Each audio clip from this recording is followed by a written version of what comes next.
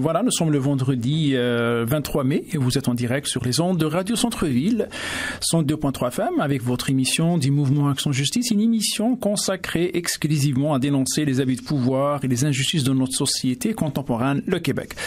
Alors, mes chers auditeurs, chères auditrices, j'ai un peu de regret de vous annoncer que cette émission sera la toute avant-dernière avant de laisser le micro pour toute la période de l'été. Donc, un petit pincement de cœur, bien sûr, le fait de se détacher de vous pour les 3 mois qui s'annoncent période de vacances, question aussi de réconcilier avec la famille qui a hâte que nous passerons plus de temps avec elle. Alors, dans ce sens-là, l'engagement bénévole n'est pas une chose facile. Les heures ne se comptent plus, ni les jours et les mois. Vous apercevez uniquement que les années défilent rapidement et que les cas se répètent sans cesse. Alors, chaque jour, une nouvelle victime, si ce n'est pas plus, chaque jour, un nouveau combat, chaque jour, vous disiez, là, je vais gagner encore, et le temps passe et l'espoir se renouvelle.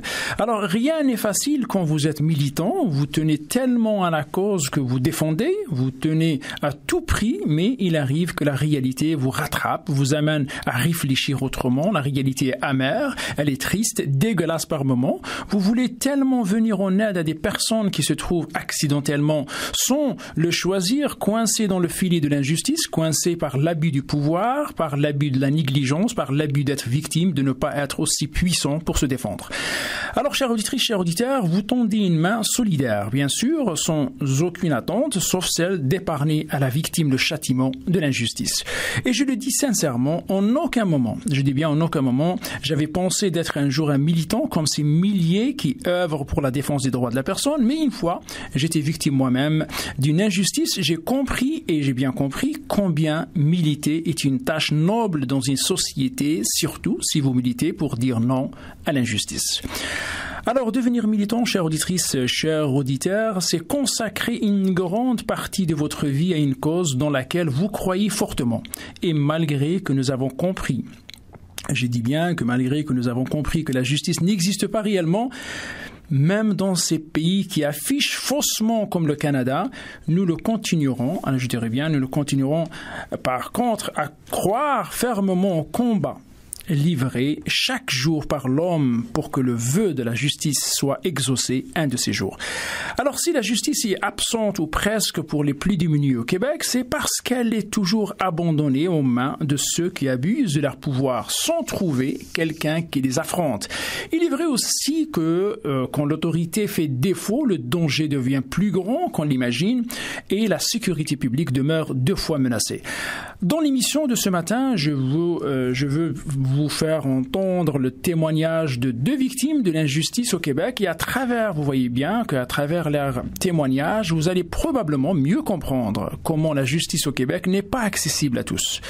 Vous allez comprendre à travers le témoignage de ce matin comment il est pénible, je dis bien pénible, voire même très pénible, et bien sûr pour monsieur ou madame tout le monde, d'accéder à la justice au Québec. Vous allez voir que malgré toute la bonne volonté, malgré la détermination, malgré le courage et la persévérance, le combat de plusieurs tombe dans le vide. Alors les 2 victimes qui sont en face de moi ce matin, je les connais non pas à travers l'injustice qu'ils ont subie, puisque je les ai déjà invités sur ce plateau, mais plutôt à travers les efforts, le temps investi, le sacrifice, les douleurs et leurs tentatives de voir un jour leur agresseur traduit en justice. Vous allez voir qu'ils ont tout fait, mais le blocage est énorme et l'impasse est démesurée. Autrement dit, chères auditrices, chers auditeurs, les agresseurs sont un peu trop gros pour se retrouver facilement dans le filet de la justice. Alors qu'est-ce qui arrive quand tout devient complice pour faire taire les petits de ce monde? Au micro avec vous ce matin, Hadj Zitouni, président du Mouvement Action Justice, un organisme qui fait soi-disant la surveillance civile de nos institutions judiciaires afin de prévenir et dénoncer l'abus de pouvoir. Chères auditrices, chers auditeurs, je vous invite de demeurer à l'écoute. Le témoignage de ce matin lève un voile opaque sur l'impasse à la justice au Québec. Qui sont les victimes et qu'est-ce qu'ils peuvent faire de plus pour que justice soit rendue? Réfléchissons ensemble et restons solidaires sur ces mots. Je vous laisse avec Jean Ferrat qui va nous chanter à la une et nous reprendrons après quelques instants.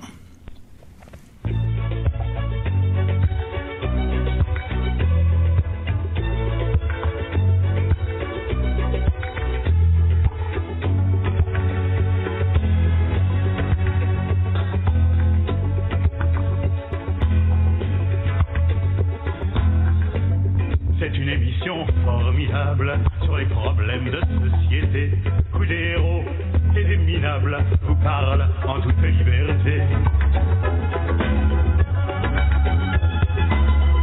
Sont-ils victimes?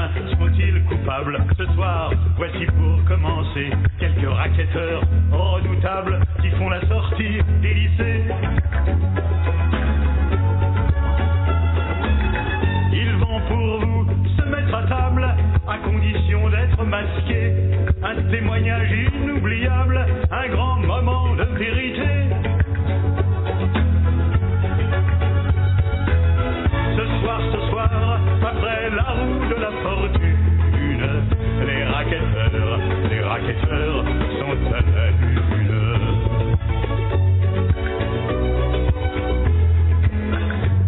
C'est une émission fantastique, vous avez un rôle à jouer, un rôle moral, un rôle civique, pour nous aider à retrouver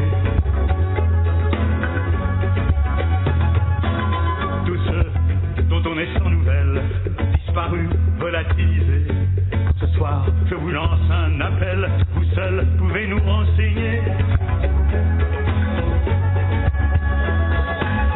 Dans quel bas-fond la malheureuse a-t-elle un jour pu s'égarer? À quelle manœuvre très douteuse a-t-elle fini par se livrer? Ce soir, après la roue de la fortune, la main de ma sœur est à la lune.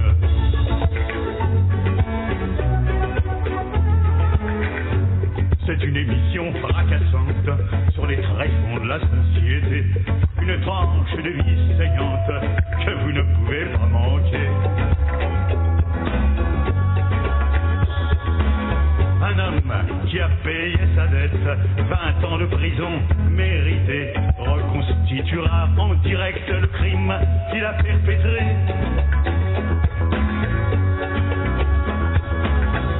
Tout ce qui se passait dans sa tête, combien de fric il a touché en appuyant sur la gâchette pour refroidir un député. Ce soir, après la roue de la fortune, les assassins sont à la lune.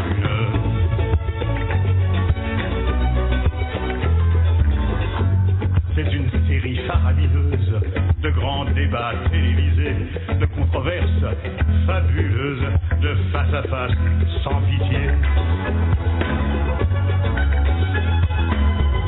Entre qui saigne et qui charcute, entre bourreaux et torturés, entre un ripou et une pute, un délateur, un dénoncé. Entre un para et un félouse, entre un violeur et des violés, et puis, comme une apothéose, entre SS et déportés. Ce soir, après la roue de la fortune, un Baphomet est à la lune. Alors voilà, rebonjour chères auditrices, chers auditeurs, vous êtes toujours sur les ondes de Radio Centre-Ville, 102.3 FM, avec votre émission du Mouvement Action Justice, une émission consacrée exclusivement à dénoncer les abus de pouvoir et les injustices dans notre société contemporaine. Alors comme je l'avais cité tout à l'heure, que nous avons deux témoins en face de moi ce matin, et j'aimerais bien, je vous inviterai à écouter attentivement leurs témoignages. Très important pour voir, ce qui est plus important, c'est souligner, je dis bien, l'inaccessibilité, l'impasse à la justice au Québec, et vous allez voir dans leurs témoignages, vous allez à vous juger même à la fin que la justice n'est pas livrée à tout le monde. Alors bonjour monsieur Jean-Charles Desfranes, vous avez déjà passé sur le studio il y avait une année presque. Oui. Et j'aimerais bien juste pour les auditeurs qui connaissent pas votre histoire, j'aimerais bien donner un sommaire pour rappeler votre histoire. Alors le 7 décembre 2012 vers 3h du matin, vous passez à côté de l'hôtel du gouverneur et vous croisé par hasard une connaissance. Alors, je dis bien le temps de discuter ensemble. Il y avait un taxi qui arrive et qui dépose un client devant la porte de l'hôtel. Et il y avait une dispute entre le taxieur et le client. Alors, semble-t-il que le client avait refusé de payer la course. Enfin, le conflit persiste et le portier appelle la police. C'est exact? Oui, c'est ça. Alors, vous regardez la scène, vous, avec votre collègue, vous regardez la scène quand une voiture de police arrive, et l'un des deux policiers vous a demandé, parce que la voiture arrive, et l'un des deux policiers, qui se dirige vers nous autres, très impoli, comme... Et il vous demande directement de calisser votre camp. C'est ça ce qui est utilisé. Calisser votre camp. Mais vous, malheureusement, vous répondez que vous étiez sur le trottoir et que vous avez le droit de rester autant que vous ne dérangez personne. C'est ça. Mais à ça, vous ajoutez au policier qu'il était appelé pour le chauffeur du taxi et non pas pour les gens qui sont sur le trottoir. Mais malheureusement, cette phrase qui a mis le feu à la poudre. C'est ça. Alors, à ce moment-là, qu'est-ce qui t'est arrivé? Qu'est-ce qui est arrivé? C'est pas trop long. Je me suis ramassé à la terre. J'ai mis un coup de pied dans le visage de lui. Directement. Il vous a jeté par terre? Oui, il m'a jeté à terre. J'ai même pas le temps de finir ma parole. Il m'a reviré en envers à terre. Il m'a donné un coup de pied dans le visage. Après ça, moi, j'ai étourdi des rats. Après, c'est là qu'il m'a pogné le bras. Il m'a mis par en arrière. Mais c'est là qu'il a décidé de vous menotter, là. C'est ça, ouais. Est-ce qu'il vous a dit, vous êtes en état d'arrestation? Non. Alors là, il décide de vous menotter.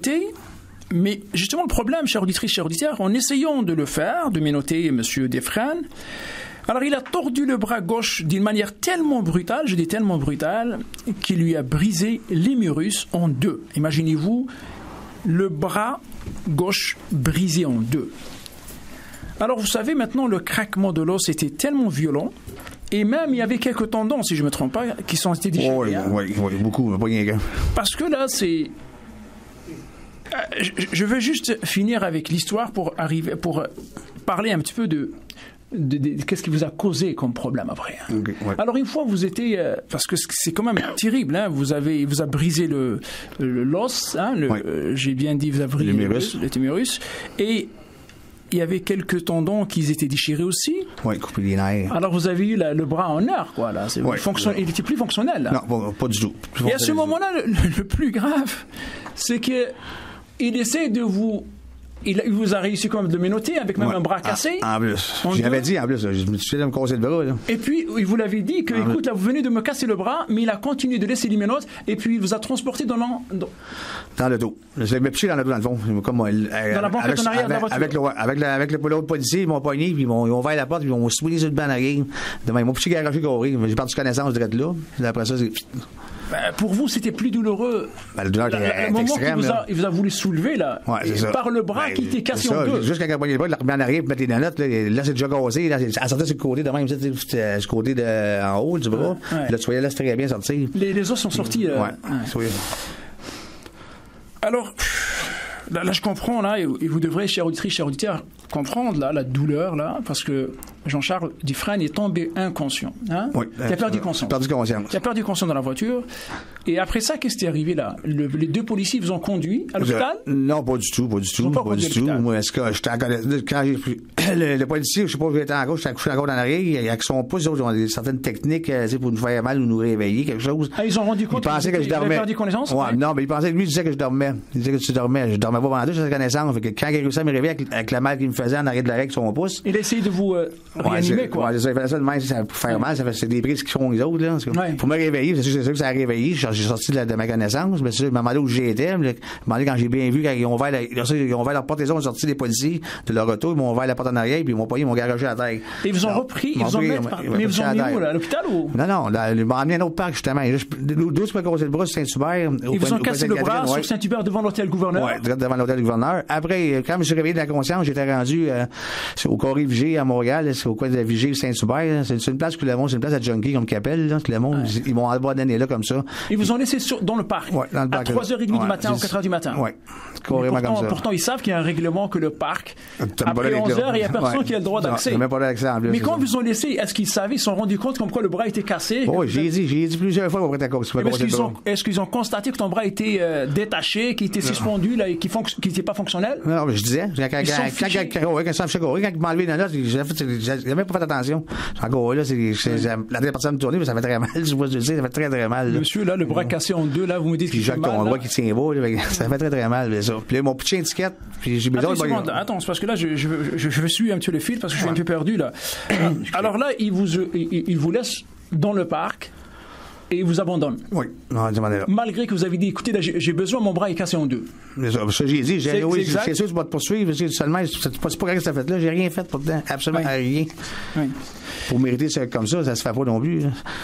C'est bien marqué, ces voitures servir et protégées. Hein. Oui, attends, je vais chercher la ticket là, que vous avez reçue, parce que vous avez reçu comme une ticket. Hein? Oui. Alors, il vous laisse dans le parc avec une ticket. Oui. OK. Alors, la ticket qui est devant moi, là, je vous donnerai même le numéro de ticket, 30 41 15 674. Alors, les résume, la ticket, il dit que monsieur ayant gêné ou entravé la circulation des piétons et en se tenant immobile sur une voie publique. Et en refusé aussi sans motif valable de circuler à la demande d'un agent de paix. C'est ça? Oui, moi, quand il m'a dit ça, j'ai juste dit, j'ai le droit d'être là. On n'a rien fait. Je parle à un ami qui a une connaissance, ça fait longtemps que je l'avais pas vu. Vous autres êtes venus pour le taxi. En 10 minutes, peut-être fini ma parole, je me suis ramassé à la tête. Puis, tout ce qui s'en est suivi, comme vous avez compris tantôt. Je ne sais plus, là, si je suis, vous me parlez, est-ce que je suis au Soudan, ou je suis je ne sais pas où je suis, là. Quand j'entends ça, là, j'ai de la difficulté à suivre. Il vous casse le bras.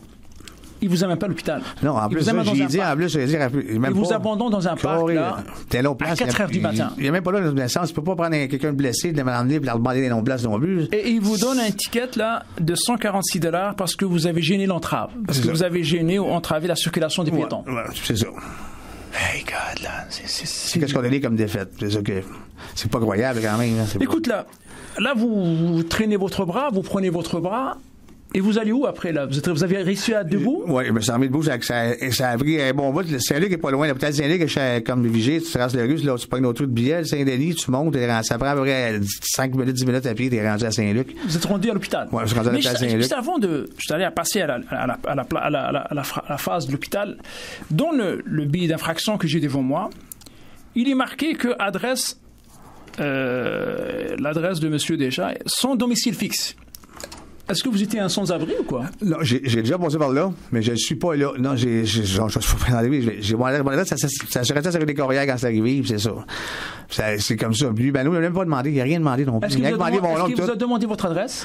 Non, je vous ai rien demandé mon nom, c'est tout. Il m'a demandé mon nom et la date de naissance, c'est la seule affaire qu'il m'a demandé. Mais à ce moment-là, vous avez eu une adresse? Vous habitez quelque part? Oui, c'est des courriels, c'est la main de ma fille, c'est mon ex-blonde. Okay. La main de ma fille, j'étais chez eux à elle, en attendant qu'elle me trouve une place qui convient à moi à cause de mon accident. Mais est-ce que vous l'avez dit que monsieur, moi je suis sans abri? Non, pas du tout, du tout. Mais il a mentionné sans abri. Ouais. Alors, il vous laisse, il vous abandonne, là, vous vous levez, vous avez quand même le courage de se lever et d'aller se rendre à l'hôpital le plus proche, c'était Saint-Luc. Saint-Luc. Alors, vous arrivez à l'urgence. Qu'est-ce qu'il y avait? Parce que j'ai devant moi des rapports de l'urgence de la même date, le 7 décembre, la soirée du 7 décembre, la nuit du 7 décembre. Vous arrivez là-bas, et qu'est-ce qu'ils ont constaté? Quand j'arrive, il y a comme le triage, ils m'ont vu, c'est ça, tout de suite, ils m'ont emmené en arrière tout de suite, quand ils m'ont vu l'état du bras, mais ils ont pris des suites. Ils ont pris en urgence, rapidement, ils ont tout coupé mon linge. En plus, j'ai perdu mon linge en plus, ils ont coupé mon linge, c'est ça, il a vu la sortie du bras, ça va pas bien, là. Ça déchirait la peau? Ça va déchirer encore, mais il y a pas de sortir un petit peu, t'as pas sorti complet encore, mais tu voyais, là, c'est pas vrai, la peau, ça sortait du doigt, là, c'est rendu là, il passe à la place, là. Il passe à la place pendant doute. Fait que tout de suite, là, ils m'ont transféré ça à l'hôtel Dieu d'urgence pour l'opération de suite d'urgence, parce qu'en plus, j'avais d'autres affaires à déchirer, puis tout. Sans savoir pour faire une hémorragie. Jusqu'à présent, vous êtes handicapé, hein? Oui, ma main est un peu fonctionnelle, mais je peux pas forcer, je peux même pas lever Saint-Livre avec ça comme il faut, même pas du tout.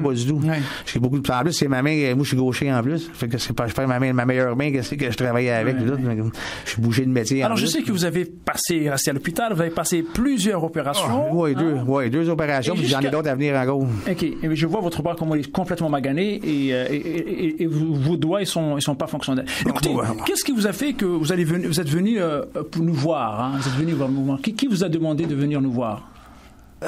Ben moi, j'ai entendu, j'ai cherché des organismes. De l'aide, hein? Ouais, j'ai cherché de l'aide. J'ai cherché de l'aide, j'ai trouvé de MOJ, Mouvement Action Justice, comme pour ça, parce que moi, tout seul, j'étais pas capable de rien faire. Moi, il barrait pas de partout, mais le poste de police, avait une plainte, ça marchait pas, rien qui marchait, mais j'avais besoin de ce côté-là aussi, je pouvais pas faire ça tout seul, c'est très, c'est pas faisable contre les autres, faire de quoi. Fait que là, j'ai venu voir M. Zoutini qui vous demandé moi son aide, puis depuis ce temps-là, mais écoutez, là, chers auditeurs, dans ce dossier-là, peut-être je vais juste, avant de passer, voir qu'est-ce que nous avons fait dans ce dossier-là, et vous allez voir, c'est encore terrible, hein, vous allez voir comment l'accessibilité à la justice au Québec est très difficile dans ce cas-là. Et je vais essayer de tenter aujourd'hui, maintenant, de rappeler juste la mère de M. Dufresne, pour nous dire, pour témoigner un petit peu, parce que c'est son fils, donc il est resté chez elle après l'accident, après l'événement, l'agression. Et on va essayer de voir qu'est-ce qu'elle peut nous dire. Alors, je mettrai mon... Oui, allô? Madame Young? Oui, bonjour. Alors, Madame Young, bonjour. Vous êtes la mère de Jean-Charles Dufresne? Oui, exactement, oui. Écoutez, là, je sais que c'est dur, là. Comment... Je ne veux pas vous parler... Peut-être, il y a deux questions. La première, je sais que dans ce dossier-là, la SPVM, ils ont fermé le dossier. Ça, c'est un côté, je ne suis pas rendu là. Mais comment vous avez vécu cette agression contre votre fils? Ben nous, c'est arrivé comme par surprise, et aussi le monsieur qui s'occupait du dossier il est venu voir mon fils, et après il a envoyé une lettre disant qu'il n'y avait pas suite à poursuivre, il n'y avait pas matière à poursuivre. Mais quand la personne reste handicapée, parce qu'avant il était sur le marché du travail, maintenant il ne peut pas, et puis l'opération au bras, on ne croyait pas que ça aurait été si long. Mais ça fait un an et demi, et ça ne bouge pas. Lui, il a dit qu'il était là pour la loi, faire... comment dire que la loi devait aider les gens. Vous parlez de l'enquêteur qui est venu interroger votre fils pour voir sa version? Oui, le monsieur Dominique Barré. Il était très gentil au téléphone. Ben, ils sont tous gentils comme ça, hein? Il était là pour nous aider, monter un dossier, et après il nous a dit qu'il n'y avait pas matière à poursuivre. Mais quand vous dites que la personne est semi-handicapée, là, il ne peut plus utiliser son bras. Sa vie est finie, il a juste 45 ans quand même. Mais vous savez, madame, quand votre fils, vous avez appris cette nouvelle-là, comme quoi votre fils, il a rien commis comme crime, hein. Il était debout sur le trottoir. Il passait, c'est un passant. C'est la même chose, même les gens, on ne comprend pas que les gens ne peuvent pas aider plus que ça. Parce que lui était là comme, ils m'ont dit de circuler, mais de là à prendre un être humain, à lui tirer le bras et à le tourner, et après à l'abandonner dans un parc, par réfugié, c'est quand même inhumain. Il aurait dû faire un rapport ou quelque chose. Non, mais vous comprenez aussi, madame, que la force utilisée, elle n'était pas juste excessive, elle était... C'est une force excessive c'est pas juste excessive, au-delà d'excessive. L'hôpital aussi est opéré le lendemain, dans les heures qui suivent, transféré d'hôpital, opéré, et 2 jours après, réopéré, et quelques mois après, encore réopéré, parce que le bras, il ne fonctionne plus du tout. Là, il va rester handicapé comme ça, il ne va pas s'améliorer, donc sa vie... ça ne l'aide pas, c'est décourageant aussi. On espérait toujours que du jour au lendemain, ça va guérir. Mais après un an et demi de physio, là, ils ont atteint un plateau, ils ne peuvent pas. Puis ça ne bouge pas. Lui était là, M. Dominique était très gentil au début, disant qu'il va là pour nous aider. Il est là pour les gens. Et faire valoir ses droits. Mais je veux dire, le dossier n'avance pas parce qu'il n'y a pas matière à poursuivre. C'est un peu décourageant. Je ne sais pas si on pourrait faire d'autres démarches pour aller un peu plus loin. Mais... Vous savez, c'est toujours la bureaucratie, dans le fond, oui. Mais madame, ça vous révolte. Est-ce que vous pensez que c'est une injustice? C'est une injustice, certainement. Il faudrait que quelqu'un prenne le dossier en main, mais nous, on n'a pas les ressources faciles, vous savez. L'injustice, elle n'est pas juste vers l'abus l'abus du pouvoir, hein, cette force excessive qui a finalement, on a pu l'éviter. Mais c'est encore doublement plus pénible quand vous voyez que le système de justice, il fonctionne de cette manière-là. Fermer un dossier comme ça, de ne même pas donner le droit à votre fils d'aller devant la cour, devant un juge pour s'exprimer, pour dire à quel point ça a été injuste.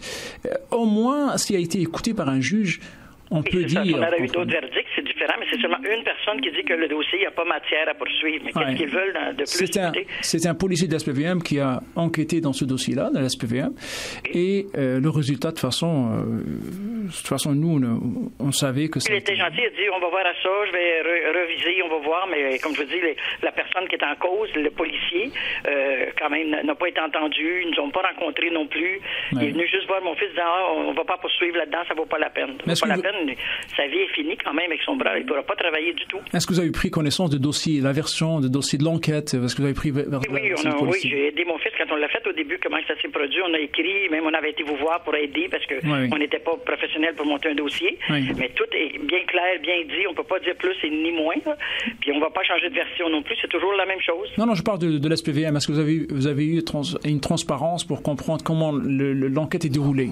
Non, du tout. Personne, là, on vous envoie une phrase. Nous aurait rencontré, nous aurait appelé, on aurait dit il y a 2-3 personnes dans le dossier. C'est seulement le monsieur avant d'aller plus loin. Et maintenant, il dit que ça vaut pas la peine. Nous, on ne lâche pas quand même. On ne sait pas qu'est-ce qu'on pourrait avoir comme autre ressource pour aller un peu plus loin. Mais quand vous recevez cette lettre-là, qui est en face de moi, qui vous dit tout simplement que, écoutez, il n'y a pas de poursuite, il n'y a pas de matière. Il n'y a pas matière à poursuivre. Aucune accusation contre le policier. On va essayer de rechercher d'autres informations si on pourrait pas aller un peu plus loin ou quelqu'un d'autre pourrait nous entendre, nous écouter que ça serait matière à poursuivre quand même. Écoutez, la personne va rester handicapée tous ces jours. Là. Mais parce que même dans la ticket que j'ai devant moi, l'infraction, il n'y a pas, monsieur, il n'a pas agi d'une manière agressive, absolument rien. Et c'était bien. Il n'a pas tempéré, comme il dit, là, Non, mais de toute manière, même un policier, d'après les formations qu'ils ont, eux devraient aider les gens. Vous savez, même si l'agent va répondre ou va l'insulter ou quoi que ce soit, parce qu'il a fait des gros yeux ou des choses, c'est pas une raison d'y arracher le bras, de faire non, mais c'est pas une, madame, ce n'est même pas le cas. Ça revient pas en place. Madame Young, ce n'est même pas le cas, parce qu'ici, marqué ayant gêné, entravé la circulation. Tout simplement. Il était sur le trottoir. Sa version, elle est crédible jusqu'à présent. Oui. Alors, qu'est-ce qui amène un policier à agir de cette manière-là? Il a abandonné dans un parc parce qu'ils l'ont laissé là, il a perdu connaissance. Si vous voyez le dossier, tout à fait. Connaissance s'est réveillé. L'autre, il donnait des coups. Et le confrère du policier a dit laisse-le, il est assez. Ben oui, il est assez, il a cassé le bras, il est handicapé, là. Ça, c'est dans la version de votre fils. Aujourd'hui, qui est magané comme ça. Oui. Écoutez, Madame Young, je vous remercie pour votre témoignage et passez une excellente journée. J'espère qu'il y aura un suivi dans ce dossier-là. Merci bien. C'est bien gentil. Bonne fin de journée à vous. Merci à vous. Alors, chers auditeurs, chères auditrices, juste pour vous informer que dans ce dossier-là, le mouvement Action Justice, nous avons écrit directement, nous avons alerté nous avons directement alerté le ministère de la Sécurité publique et nous avons demandé au départ, nous avons écrit une lettre à la déontologie policière, même si cette institution de bidon, on ne croit pas beaucoup, mais on avait quand même envoyé une lettre à la ministre de la Sécurité publique et on avait envoyé aussi une lettre au directeur de la police de la SPVM pour les aviser de cet incident-là. Pour la Sécurité publique, on a demandé dès le départ que on a souhaité désigner dans un autre corps de police que la SPVM. Mais malgré ça, et j'ai des lettres devant moi du ministère de la Justice qu'ils ont refusé sur toute la longueur. Ils ont refusé qu'un autre corps de la SPVM il peut enquêter dans ce dossier-là. Pourquoi? Écoutez, là, et je vous lis même et je cite un petit peu, dans la lettre qu'on a reçue le 30 juillet 2013, il dit « Nous comprenons que vous soutenez M. Dufresne dans sa volonté de voir cette enquête menée par un autre corps de police. À cet effet, le ministère de la Sécurité publique ne juge pas opportun de confier cette enquête à un autre corps de police pour le moment. » Mais là, pour le moment, là, celui-là a rencontré un enquêteur dans le dossier, là. Madame, elle dit qu'il est gentil, là. Ça, c'est l'hypocrisie tout pure et dure. Et il reçoit, malheureusement, le 2 mai, au début de ce mois-là, il reçoit tout simplement une lettre de la SPVM qui lui dit « Suite à un événement survenu le 7 décembre 2012, vous avez porté plainte pour des voies de fait contre un policier de la service de la police de la ville de Montréal. Et notre dossier fait soumis au bureau du substitut du procureur général du Québec qui, après analyse de celui-ci, ne portera aucune accusation criminelle contre le policier. Ne portera aucune accusation criminelle contre le policier. Signé Costa Labos, inspecteur et chef de la section des enquêtes spécialisées, division des affaires internes. Alors, vous comprenez, il n'y a pas de raison, il ne nous donne aucun motif. Il ne nous explique pas pourquoi, absolument rien. Avec 2 mots, 2 phrases, le dossier est clos. Mais le bras de M. Dufresne, il restera handicapé le restant de sa vie. M. Dufresne n'a même pas le droit d'avoir...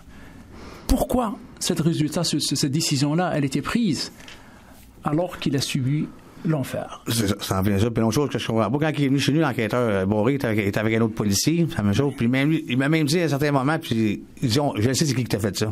D'une manière qu'il l'a dit, tu vois que c'est pas la première fois pour lui qu'il fait des affaires comme ça. Ouais. C'est sûr. Puis même l'autre, son associé qui était avec, c'est la même chose. Ça se fait pas, ça. Des affaires comme ça. Puis surtout laisser une personne blessée. En plus, les autres, leur devise, ça, c'est de protéger et de servir. Ouais. Et non pas de te laisser là, surtout dans l'état que j'ai été. Ouais. En plus. Et pourtant, chers auditrices, chers auditeurs, la déontologie policière, ça c'est notre hypocrisie aussi. Ils nous envoient une lettre le 9 avril 2013 pour nous dire: nous avons terminé l'étude de la plainte dans le dossier cité en titre et j'ai décidé, ça c'est Claude Semard, qui disait que nous avons décidé de tenir une enquête qui a pour objet d'établir s'il y a matière de citation devant le comité de déontologie policière dans cette affaire. Alors juste pour dire que même analyser, c'est de la paperasse, c'est des oui-dire, c'est absolument l'accessibilité très très difficile. Pourquoi? Parce que monsieur, vous avez entendu que sur le constat d'infraction, il marquait son domicile fixe. Ça veut dire quand quelqu'un est diminué, là, c'est très pénible. Hein, c'est très pénible d'avoir accès à la justice. Est-ce que vous avez quelque chose à dire, monsieur Defresne, sur cette situation-là, pour passer à un autre témoignage? Oui, moi, est-ce que j'en reviens pas? Quel est le sentiment que vous avez là? Vous avez le bras devant moi, vous avez un bras. Colette, très, très en colère. Ça bouille beaucoup en dedans, pour vous dire ça. J'ai scrappé le reste de mon restant de vie que j'avais quand même. Pensez-vous vraiment vous méritez tout ça, là, parce que vous n'avez pas bougé de votre place? Pas du tout. J'ai même pas forcé, j'ai même pas l'injurie à rien. J'ai juste dit que j'avais le droit d'être ici. Je dérangeais personne. Vous avez compris que l'autorité ici au Québec, c'est le Dieu. Ils font ce qu'ils veulent. C'est Dieu le Père. C'est ça. Ils font ce qu'ils veulent. Toi, dans le fond, t'es rien pour les autres. C'est comme dit. Alors, chères auditrices, chers auditeurs, sur ça, nous allons juste faire une petite pause musicale et puis on va revenir avec un autre dossier encore plus pénible. Je dis bien encore plus dur. Le dossier de M. Nido. Restez à l'écoute. Après notre pause musicale, on va revenir avec vous.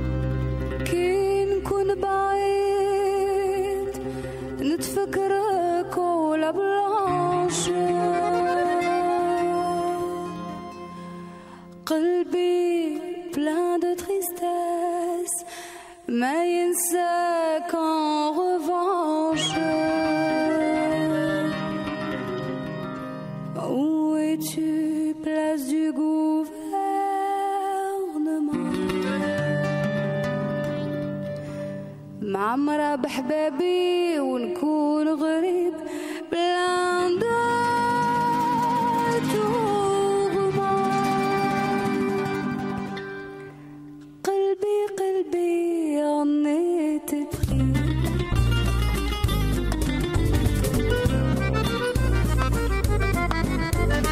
J'aime toutes les villes un peu plus disparues لكن ماشي comme l'Algérie comme elle est belle ونحبها بالهبال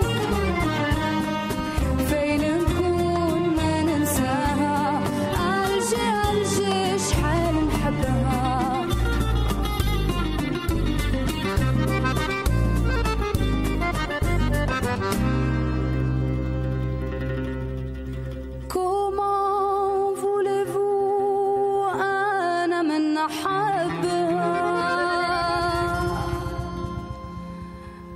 Dans son sac brouille-ma ou baba.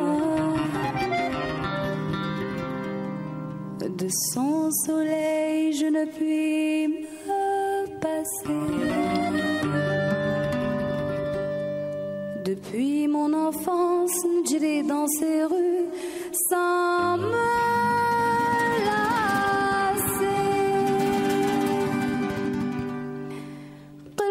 Qalbi, on était pris.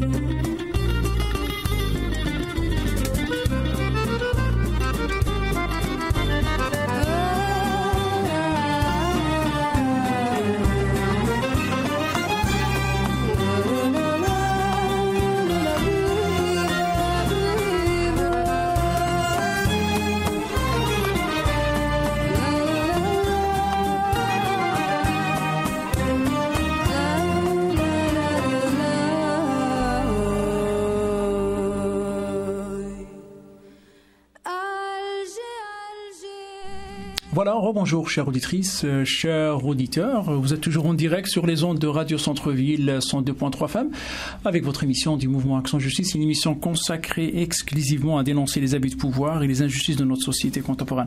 Alors nous avons tous entendu les témoignages de monsieur Jean-Charles Desfresnes et je passerai directement avec un autre témoignage d'un autre cas qui parmi les cas que nous avons chez nous dans le bureau. De toute façon, ce n'est pas les... Mais j'ai pris ces deux-là pour voir à quel point on peut facilement constater l'inaccessibilité à la justice au Québec pour les gens diminués, pour les gens qui n'ont pas la possibilité, ils n'ont pas cette puissance-là.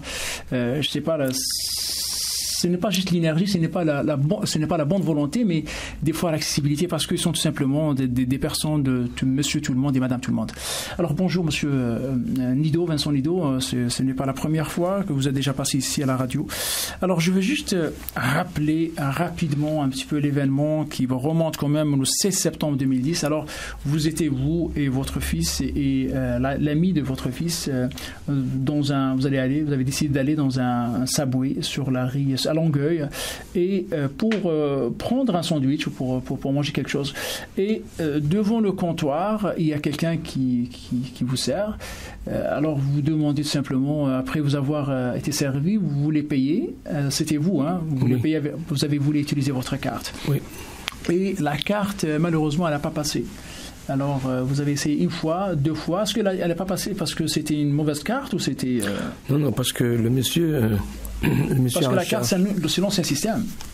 Mais non, ma carte, elle était faite en façon que je signais avec mon nom pour la transaction. Okay. Mais le monsieur... C'est le vieux système, là. Le vieux système. Il faut signer, là, c'est ça. C'est ça. Puis j'ai bien spécifié avant de faire l'achat que je voulais signer l'achat avec mon nom. Simplement, oui. Ouais. Enfin, il y avait quand même derrière vous quelques clients, deux clients ou trois clients, et malheureusement, le caissier était un petit peu pressé. Donc, là, il vous demande d'accélérer. Vous avez quand même réussi à passer la carte a passé? Non, parce que à chaque fois que je lui disais que j'avais pas de numéro de NIP, là, parce que j'en avais pas été à signer une. Oui. Puis avant de faire la transaction, j'ai bien spécifié que je voulais faire la transaction avec ma signature, comme d'habitude. Puis avant d'y aller à cet endroit, j'avais fait plusieurs achats à la pharmacie, à la barre d'essence, un dépanneur, puis j'ai pas eu aucun problème. J'ai toujours réussi à mettre mon griffe dessus, puis fait mes achats avec ma signature. Passer C'est ça. Puis même avant de faire la transaction chez Subway, j'ai bien spécifié que j'ai l'habitude de signer pour mes transactions avec mon nom sur une reçue. Là. Malheureusement, c'était pas le cas. Donc, vous avez quand même, finalement, vous avez payé cash, j'imagine? Mais j'ai réussi à trouver jusqu'à la dernière scène, mais j'ai pas l'habitude de traîner de l'argent dans mes poches quand je peux payer avec une carte de crédit. Alors, vraisemblablement, le monsieur qui était en face de vous, il n'a pas aimé ça. Et qu'est-ce qu'il vous a dit? Qu'est-ce qui a déclenché le conflit? Il me disait que ça prenait trop de temps. Après la troisième carte de crédit que j'ai essayé de faire la transaction avec, puis ça résultait toujours à le même résultat. Il savait pas comment faire en sorte que je puisse signer. Okay. Fait que finalement, il m'a dit, écoutez, là, on n'a pas toute la journée, là. Puis j'ai dit, mais je vais essayer de trouver de l'argent. J'ai trouvé de l'argent, puis il a dit dans sa voix, là, insulter, là, espèce de dinosaure, là, prendre à vivre dans notre temps, là. Il vous a insulté. Il m'a insulté bien raide. Puis le restaurant était plein de clients. Puis... Ouais. Alors, vous voyez, il vous insulte, et là, votre fils, qui était âgé de vingtaine d'années... 25 ans, là, et là, il agit, il dit tout simplement, donnez-moi votre nom. On va faire une plainte contre vous. Ouais. Il demande au caissier, là, donnez-moi votre nom, parce que je vais faire une plainte contre vous. Et qu'est-ce qui est arrivé? Le gars, il l'a ignoré. Il a ignoré votre fils qui est intervenu, oui. C'est ça. Puis il l'a demandé plusieurs fois. Et votre fils, il insiste d'avoir le nom de la personne parce qu'il a voulu vraiment aller déposer une plainte contre l'agissement, l'attitude de cette personne-là. Puis en fin de compte, quand le gars il a refusé, il a dit, est-ce que je peux parler avec le propriétaire, le gérant de cette magasin, là. Puis le monsieur en question, il se vire et dit, je suis le propriétaire. Ah, ok. Finalement, c'était lui le propriétaire. Le propriétaire entier. Et là, il mesure 2 mètres, il m'a dit 1 mètre. En tout cas, c'était un colosse. Un colosse. Mon garçon, il est pas vraiment grand. Il mesure très petit, 5 pieds 6, peut-être 160 livres, 155 Bref, livres. Alors là, il se fâche. Maintenant, il devient propriétaire. Mais pendant que mon garçon lui demandait pour son nom, sans regarder à qui que ce soit, en dessous de sa voix, il disait « trou de cul ». Sans regarder personne en visage. Le propriétaire, oui. Il essayait de faire en sorte que la personne se sent vraiment insultée, puis soit il part du magasin ou bien il va se fâcher. Mais avant que quoi que ce soit arrive, mon garçon, il a décidé de ne pas partir. Puis sans aucune indication de quoi que ce soit, il lui donne un coup de poing à travers du comptoir. Alors le propriétaire de Subway, il lance un poing en pleine face. Votre fils, il était paf. Ben oui, il est tombé en arrière, il s'est pogné sur un rack de chips là, pour essayer de ne pas tomber complètement à terre. Et l'agression ne s'arrête pas juste là, parce que le propriétaire, il va faire le détour du comptoir. Et là, il court pour continuer l'agression. Ah oui. Et vous avez essayé d'être... Moi, j'ai essayé de me mettre dans son chemin pour l'empêcher. Parce que j'ai vu peut-être il l'aurait vraiment tué ou quelque chose. Oui. Il n'y avait aucune chance de se défendre contre ce monsieur-là. Alors, quand vous êtes mis devant lui, là, il vous a écarté avec un coup de... Oui, il m'a donné un coup de main, puis comme si j'étais un morceau de papier. J'ai jamais vu quelque chose, là, une personne tellement robuste, tellement forte. Mais monsieur Nadeau, là, devant tout le monde, devant tous les spectateurs, devant toutes les clients qui étaient là, le propriétaire de Subway, il prend votre fils et il la tabasse, là, il tabasse comme il faut, là. Ah oui. Il avait le visage ensanglanté, là. Ah oui, la tête, l'estomac, le dos, le cou, tout le long du comptoir jusqu'à la porte extérieure, il l'a frappé. Finalement, il l'a mis dans un coin entre 2 portes, puis il a continué à le battre jusqu'à temps que...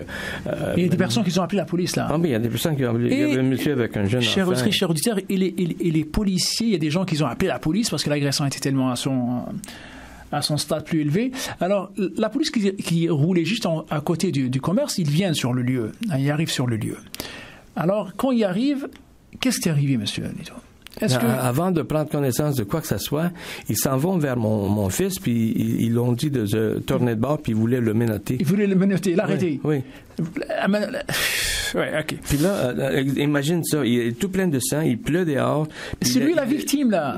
Et la police, il vient absolument directement vers la victime pour le menotter. Puis l'amener en état de... Et quand ils ont voulu essayer de tenter de le menotter, il y a certains clients qui ont dit mais qu'est-ce qui se passe là? C'est pas lui l'agresseur, c'est ça? Il y avait un client avec son enfant, moi, l'ami de mon fils, on a dit vous faites quoi là? C'est lui le victime, lui il a rien fait, il a juste subi une agression, terrible. Là, puis, là, le policier il s'arrête là, et là il ne le menotte pas là.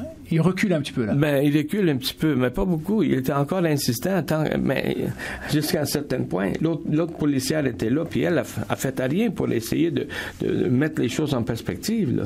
Finalement, le policier a dit, mais je vais aller en dedans, je vais visionner les cassettes. Voilà, ça c'est plus important. Donc il y avait une cassette vidéo pour filmer la scène, et le policier a décidé d'aller voir et visionner la cassette. Alors là, il va... Puis il va revenir pour vous voir, pour vous dire est-ce qu'il vous a dit qu'il a visionné la cassette. Oui, mais il a vu que mon garçon, il s'est pas défendu, il n'a pas été agressif. En fait, c'était vraiment le victime. Puis il a vu l'agression. Le problème, c'est que malgré qu'il a visionné la cassette, il est venu, il a admis, le policier, comme quoi il avait visionné la cassette. Ouais. Et malgré ça, il vous a dit... Si vous décidez de poser une plainte, on va être obligé de vous arrêter puis vous amener au poste de police. Voilà. Sans offrir une ambulance pour faire voir à quel point... Non, là, ici, on ne parle pas d'ambulance, on ne parle absolument de rien du tout. Là, monsieur, là, le policier vient directement, écoutez, là, j'ai visionné, j'ai vu tout ça et tout, mais malgré ça, si vous décidez de porter plainte, je suis obligé de vous arrêter, vous amener au poste. Ouais. C'est l'humiliation totale. Ouais. Mais là, entre-temps, si j'ai bien compris, il vous a dit quand même que le propriétaire, il le connaît très bien. Mais il m'a dit ça par après. Oui. Et quand j'ai parlé avec lui, il y a 4 jours après l'agression, quand mon garçon a été voir son médecin pour faire des rayons X. Puis Attends, juste avant d'aller 4 jours après, là, sur le lieu de l'événement, là, de l'incident, oui. Il vous a pas appelé. Là, il vous a donné le choix. Là. Si vous portez plainte, je suis obligé de vous arrêter et de vous conduire au poste de police. Sinon, si vous ne le déposez pas, vous pouvez partir. C'est ça. C'est ça le choix? En effet, oui. Okay. Et vous, pourquoi vous n'avez pas porté de plainte? Parce que vous n'avez pas voulu être arrêté, humilié encore plus, c'est ça? Ben oui, il y avait des témoins là, qui ont donné leur nom, carte d'affaires, puis tout le monde disait... Alors, il y a comme preuve, il y avait des témoins qui ont donné leur carte aux policiers, dans le cas où s'il a besoin d'eux, qui peuvent témoigner. Ouais. Il avait la cassette qui a visionné tout l'événement qui était autour, et qui a visionné quand même la scène. Et malgré tout ça, quasiment, il y avait une sorte d'intimidation. Le policier quasiment vous intimide pour dire, écoutez là, vous ne devrez pas porter plainte, tout simplement. Alors vous partez, vous quittez. Mais vous avez dit, ok, est-ce qu'on peut la porter plus tard? Oui, c'est ça. Il nous a dit qu'on avait jusqu'à 6 mois pour porter plainte. Ouais. Alors, vous rentrez chez vous, là, c'était la catastrophe. Est-ce que vous étiez à l'hôpital? Est-ce que vous avez vu un médecin par la suite? En tout cas, après cet incident-là, l'injustice,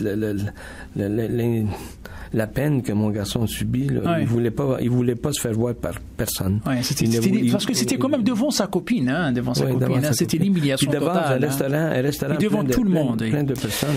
Monsieur Nido, là, vous rentrez chez vous, je sais avec quel sentiment vous rentrez chez vous, et vous restez 3 jours ou 4 jours et vous décrochez le téléphone pour appeler pour faire une plainte, vous déposez une plainte.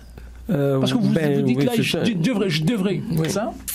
Oui, j'ai parlé avec le policier pour voir s'il a eu le temps de parler avec les témoins, s'il avait saisi la vidéocassette pour qu'on puisse avoir une copie, pour savoir qu'est-ce que c'est. Et ça, vous avez enregistré la communication, hein? Oui. Vous avez enregistré la communication entre vous et le policier impliqué, et le policier vous a dit, oui, j'ai visionné la cassette, blabla, c'était vrai, ça? Oui. Et est-ce qu'il vous a demandé vous pouvez venir déposer porter plainte? Non, il a dit que si je voulais, je pouvais, mais il a conseillé fortement de ne pas faire ça parce que ça aurait engendré des mois et des mois de problèmes avec la cour. Puis, alors, il a tout fait pour vous décourager de ne pas porter plainte. Oui. Ça, c'est un côté. Mais pour donner un peu de positif, le propriétaire, il était bien au courant il regrette qu'est-ce qu'il a fait, il s'excuse. Ça, c'est enregistré, ça? Oui, ça, c'est enregistré. Oui. Il s'excuse. Et c'est là qu'il vous a dit qu'il le connaît très bien, le propriétaire. Ouais, il est gentil, le propriétaire. Oui, il est gentil. Il a 2-3 autres magasins. Gentil, puis on le connaît très bien. On n'a jamais eu aucun problème avec lui. Oui, c'est ça. Ouais.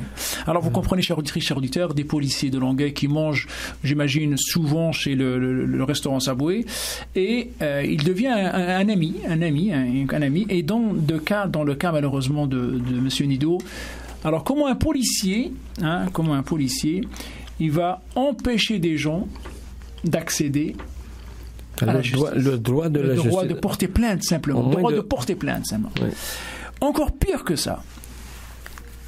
Vous avez enregistré, et là, il vous a déconseillé même d'aller porter plainte. Oui. Mais vous êtes resté combien de temps pour aller au poste? Vous avez décidé, là, finalement, parce que la situation était tellement catastrophique. Là, votre fils, il sortait plus de la maison. Ça fait une descente à l'enfer. Et vous avez quand même décidé, il a commencé à consulter un psychologue. Mais on a eu des conseils par des professionnels en disant que si jamais tu fais pas front à l'injustice, au fait que tu vas vivre des conséquences, des séquelles de ça, peut-être le restant de ta vie. C'est le cas. C'est ça. Puis, parce que tu vas te sentir impuissant, tu vas te sentir sans courage. Oui, Monsieur Vincent, parce qu'on n'a vraiment pas beaucoup de temps, il faut qu'on avance un petit peu, c'est bien. Mais je veux savoir maintenant, Monsieur Ludo, vous avez à un moment donné, vous avez décidé d'aller au poste de police porter plainte. Oui. C'est ça? Oui, c'est ça. Et quand vous arrivez au poste de police, vous voulez porter plainte, qui vous a accueilli pour porter plainte? Le même policier. Qui vous a empêché de déposer plainte. Oui. Et là, il vous amène dans une salle. Alors, vous voulez déposer plainte, monsieur? C'est ça ce qu'il a dit? Oui. Tabarouette. Dans un genre d'entrepôt vide de toutes sortes d'air d'une salle d'interrogatoire. C'est comme était un entreposage pour des boîtes. C'est bizarre, ça, c'est vraiment étrange. C'est le même policier qui vous a parlé au téléphone. Chaque fois que vous voulez communiquer dans ce dossier-là, c'était toujours le même policier qui va s'impliquer. Oui. Et là, vous avez déposé une plainte. Et c'est lui qui a rédigé le rapport. Oui. Le rapport était envoyé au procureur de la Couronne. Et puis après ça, ils ont dit, il n'y a pas de plainte. Il n'y a pas de Mais d'après ce que j'ai compris, soit il n'a jamais été envoyé au procureur de la Couronne, ou bien ça a été fait dans une façon que ça avait de l'air banal. C'est un plein croisé, personne il n'y a rien de décidé. Écoutez, chers auditrices, c'est une histoire qui est très longue. On a travaillé beaucoup sur cette histoire-là. Et parmi les démarches que nous avons fait, nous, on avait communiqué directement avec le directeur de la police de Longueuil, et on l'a demandé au départ, parce qu'on a des correspondances avec la police de Longueuil, on a demandé de visionner, parce que c'est comme une preuve, visionner la cassette, visionner les séquences, la cassette de l'événement. Et quand on avait vu la demande, c'était étrange, qu'on a fait les demandes. Alors, il semble que la cassette a été détruite, c'est ça? Non, premièrement, ils ont dit que la vidéo était pas fonctionnelle. Puis la troisième fois qu'on a demandé, ils n'avaient pas de cassette sur les lieux. Mais la première fois que j'ai parlé avec eux, ils m'ont tout décrit en détail qu'est-ce qui s'était passé sur la cassette. C'est ça. Et même le policier l'a admis dans 4 jours après, comme quoi, il l'a admis au départ, quand c'était sur le lieu, comme quoi, oui, il est rentré, il a visionné la cassette, il est revenu, oui, je l'ai vu. 4 jours après, il maintient la même version. Oui. Et après ça, dans les lettres qu'on nous avons reçues de la police de Longueuil, comme quoi la cassette, elle n'était pas fonctionnelle. Voilà. Et les cartes des témoins.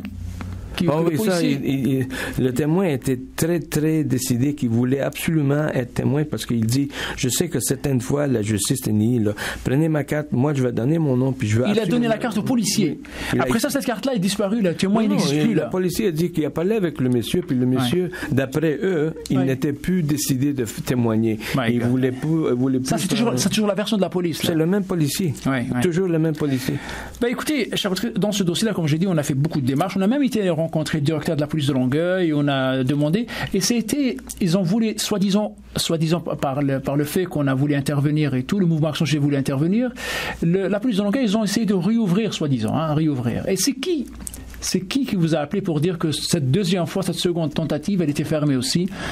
C'était M. Stéphane Forté, je pense qu'il c'est l'enquêteur, oui. Mais son patron, c'était qui? C'était capitaine Gérard Langlois. Oui. C'est lui qui il porte le même nom de famille que le policier impliqué aussi. Oui, c'est ça. Et là, il vous dit que le dossier aussi, il restera fermé. Oui. C'est ça? Il m'a téléphoné pour voir si j'étais content avec ce qu'ils ont fait pour moi. Oui. Si moi j'étais vraiment satisfait avec leur travail. Satisfait, oui. C'est vrai. Quel travail? J'ai dit quoi? Vous voulez m'insulter en plus de rien faire? Oui. Vous voulez que je vous dise que je suis satisfait pour ne rien avoir fait? Oui. Alors, chers auditeurs, tout ça, c'était pas encore arrivé. On a demandé, monsieur Vincent Nido et surtout son fils, c'est là, dans l'état où ils étaient. On a essayé de pousser un petit peu plus. Alors, on a été, parmi toutes les démarches qu'on a fait, on a été arrivé au fin d'arriver à faire une plainte privée. Alors, déposer une plainte privée, c'est le dernier recours qui nous restait dans ce dossier-là. On a déposé une plainte de recours et effectivement, il y avait la juge Hélène Paré de Palais de la Justice de Longueuil qui a accepté qui a accepté la demande, la requête, et elle nous a envoyé une lettre. Elle a envoyé une lettre au monsieur Nadeau. À la suite, elle parlait, et je cite: à la suite de la dénonciation que vous avez déposée, je vous informe que vous devrez vous présenter au palais de la justice de Longueuil pour les fins d'une pré-enquête le 19 septembre 2013 à la salle 1.12. Alors, ils disent aussi par ailleurs, si vous avez l'intention de faire entendre des témoins en relation avec l'allégation, il vous appartient de vous assurer qu'ils seront présents. Alors ça, c'est la lettre qu'il a reçue. Ça veut dire, mais étrange, hein? Nous, on a été tout contents. Finalement, ça va aboutir à quelque chose, les démarches que nous avons fait. Mais une journée avant la tenue de cette audience, qui était déjà décidée, il reçoit Monsieur Nadeau, vous recevez quoi? Je reçois un appel par le procureur adjoint, chef. Oui, procureur-chef adjoint de poursuite criminelle et pénale, M. Benoît Maurier. Oui, il m'appelle pour me dire que lui, il a décidé de mettre fin à cette... Et je lis, voilà, la présente est pour vous aviser que le directeur des poursuites criminelles et pénales va déposer au greffe criminel du palais de la justice de Longueuil une ordonnance d'arrêt de procédure, conformément à l'article 579. Voilà, juste ça, hein, pas plus que ça. Alors, on va mettre 579. Alors, moi, sur le coup, j'appelle la juge, Madame Hélène Paré, et j'étais étonné. Et je vous dis sincèrement, la juge, j'ai rien à reprocher parce qu'elle disait, elle comprenait pas qu'est-ce qui est arrivé dans ce dossier-là. La juge Paré, elle disait, je ne comprends pas. Alors voilà, tout ça, elle comprend pas. Et ça a été quelque chose qui vient, un coup qui vient de haut. On n'a jamais compris. Alors, on n'a pas arrêté, même à ça, on n'a pas arrêté. On a même continué au-delà de ça. On a appelé, par l'occasion, j'aimerais bien rendre hommage au ancien ministre de la Justice, Marc Bellemare, M. Marc Bellemare, qui est vraiment, je dis bien, qui a tenté de nous aider aussi. Hein. Et malheureusement, jusque ça, j'ai même son aide, c'est de bonne foi qui a voulu nous aider et tout, et ça n'a pas abouti, là. Alors, juste pour vous dire, là, c'est pénible, hein, c'est très très pénible. Là, on va essayer de faire aussi un appel à la Cour supérieure pour voir au moins, je dis bien, au moins, M. Nadeau et son fils qui étaient agressés par ce propriétaire et surtout le travail de la police. Tout ce qu'il a souhaité, M. Nadeau, c'est d'être entendu par un juge. Vous savez, quand un citoyen demande juste d'être entendu par un juge, et on enlève ce droit-là, quel est le sentiment que vous avez, M. Nadeau, aujourd'hui, là? Je sais qu'on peut parler pendant des heures et des heures dans votre dossier parce que j'ai devant moi une montagne de papier. Quel est le sentiment que vous avez? Moi, votre dossier, je vous dis sincèrement, là, quand je pense, ça me soulève le cœur. Moi, en tout cas, je ne sais pas quoi penser parce que c'est tellement décourageant. S'il y aurait eu peut-être un miracle à faire, même ça, je pense que ça n'aurait rien fait. Il y a tellement de collusion, tellement d'injustice. Est-ce que vous avez perdu totalement confiance en la justice? 100%. 100%. Moi, quand je vois un policier, j'ai comme des soudeurs. Juste le penser que cette personne-là, c'est pas la position qu'elle représente, c'est la personne dans cet uniforme qui peut tout rendre la vie comme écoutez, monsieur Vincent Nadeau, j'ai le cœur, hein, je vous le dis sincèrement, là, j'ai le cœur brisé en deux quand j'entends ça. Et c'est pas juste vous, c'est pas juste M. Defrane, c'est d'autres dossiers que nous avons. Il a détruit la vie d'un individu qui était... Écoutez, chers auditrices, chers auditeurs, malheureusement, c'est vraiment la fin de cette émission. Tout ce que je peux vous dire, j'aimerais bien remercier M. Jean-Charles Defrane et M. Vincent Nadeau, aussi Mme Young pour leur témoignage. J'aimerais remercier aussi notre technicien de son, Michael. Et j'aimerais bien aussi remercier Radio Centre-Ville de nous avoir cédé cet espace afin que la parole de l'autre existe. Alors la semaine prochaine, mes collègues à la défense des droits de l'enfance et de la famille seront parmi vous et je tenterai d'être présent. Sinon, n'oublie jamais que dénoncer l'injustice et l'abus du pouvoir est un devoir, notre devoir de citoyen. Sur ça, je vous dis merci d'avoir été à l'écoute et je vous souhaite une excellente fin de semaine et à la prochaine.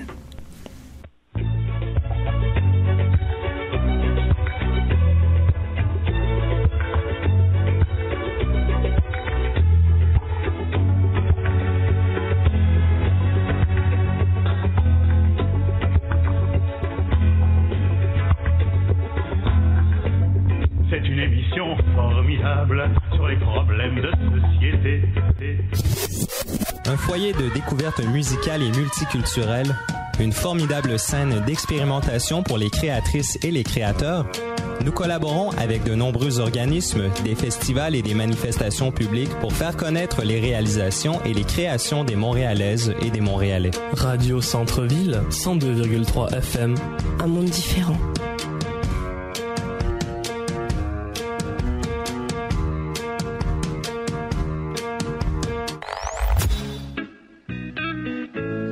Contribuez au maintien de la seule radio communautaire multilingue de Montréal. En donnant maintenant de façon sécuritaire sur radiocentreville.com, vos dons sont déductibles d'impôts. Radio Centre-Ville. Radio Centre-Ville. Radio Centre-Ville. Radio Centre-Ville, 102,3 FM, un monde différent.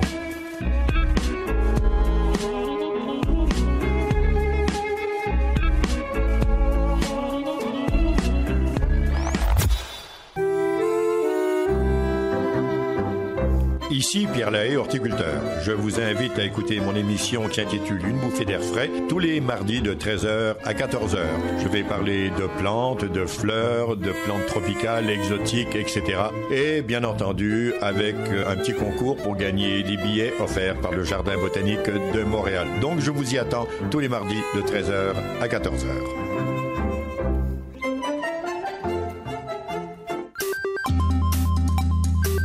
Radio Centre-Ville, 102,3 FM.